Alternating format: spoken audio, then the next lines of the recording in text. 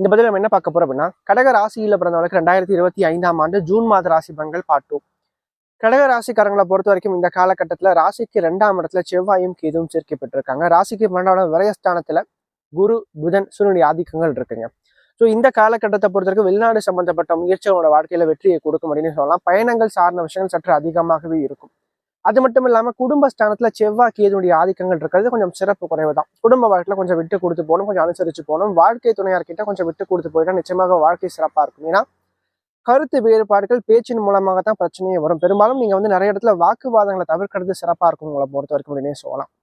ரெண்டாவது, இந்த காலகட்டத்தை பொறுத்த வரைக்கும் வருமானம் எவ்வளவு இருந்தாலும் கூட செலவுகள் சார்ந்த விஷயம் சற்று அதிகமாகவே இருக்குங்க. சரிங்களா? அதனால முடிஞ்ச வரைக்கும் பார்த்தீங்கன்னா சேவிங்ஸை கொஞ்சம் அதிகப்படுத்திக்கங்க.